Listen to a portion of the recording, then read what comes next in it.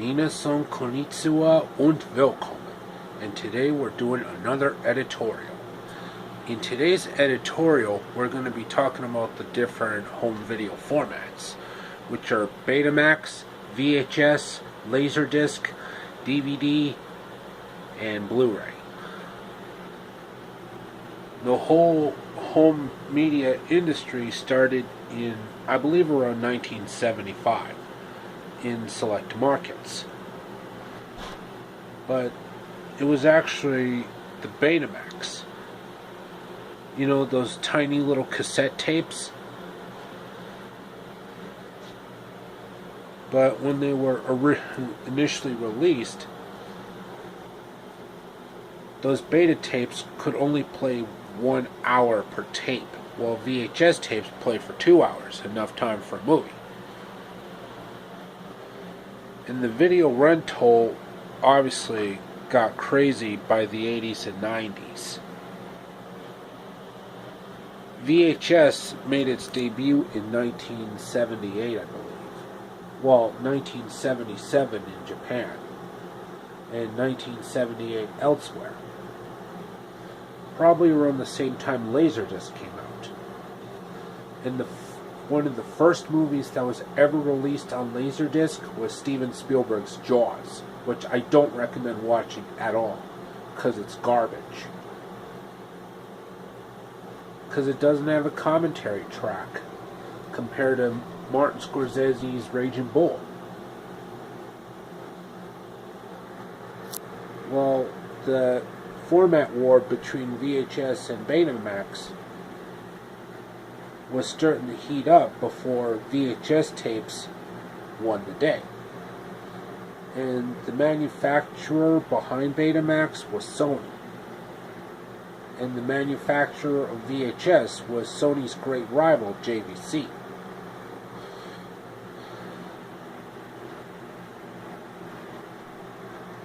Well, and there were also differences between VHS and Laserdisc. VHS tapes could only hold like 240 lines of data of video, and Laserdiscs had like 340 something lines of resolution.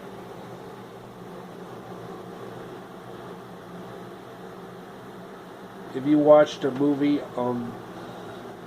if you watch a long movie like Gone with the Wind, for example, it would require 4 sides on Laserdisc or 2 cassette tapes on VHS.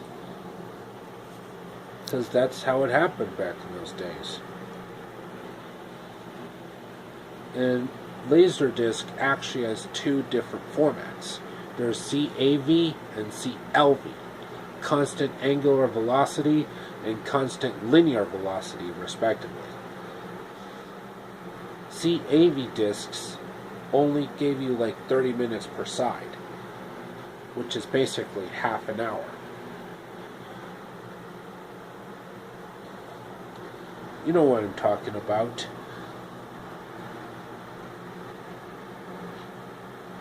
But it does have some advantages in CAV discs. You know, like freeze frame.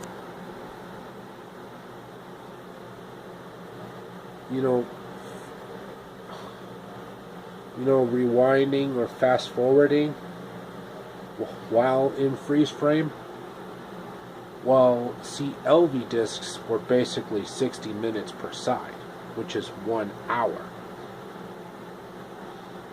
But those CLV discs are strictly playback only. While VHS tapes could hold an entire movie. But sadly, they were usually in the pan and scan format instead of widescreen like on the Laserdiscs. Sure, there were widescreen VHS tapes released later on, but at the time all we got was pan and scan, which was commonplace on Laserdisc. I mean on VHS, sorry. Because widescreen was commonplace on Laserdisc. And those hardcore film aficionados take those movies more seriously on Laserdisc.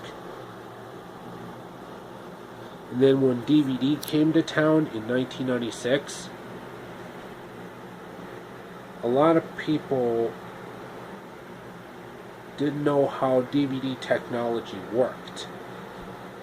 But me, an expert on the subject, actually know about some of the technical aspects of the DVD. Well, the resolution is a bit higher than Laserdisc, and it provided multiple audio options, including DTS and Dolby Digital,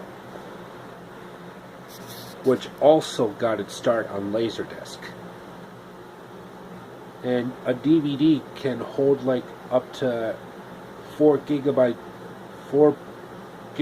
worth of data on a single layer disc.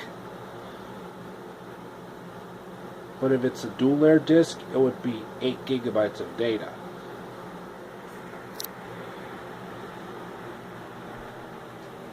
And when it comes to audio tracks,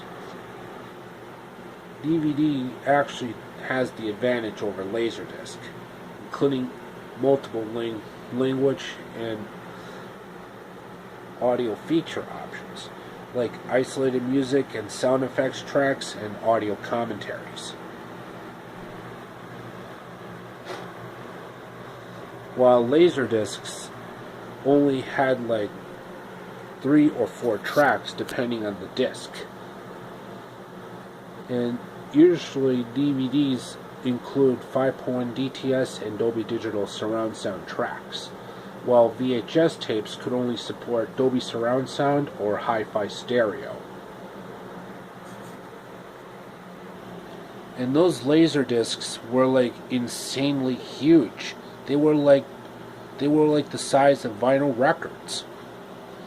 Well, Americans didn't really like the Laserdisc concept, except for hardcore film aficionados. Yet Laserdisc was extremely popular in Japan.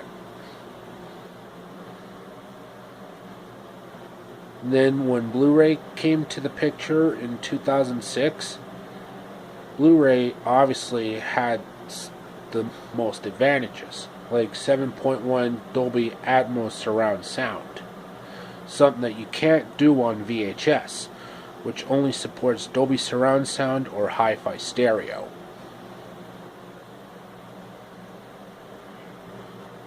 And of course, Blu Ray can hold up like to 25 gigabytes worth of data on a single layer disc, or 50 gigabytes worth of data on a dual layer disc.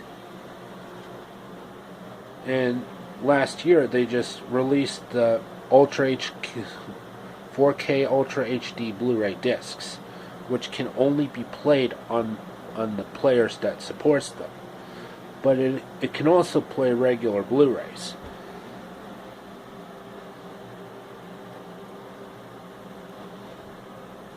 And of course, it includes more audio tracks than both the DVD and the Blu-ray put together.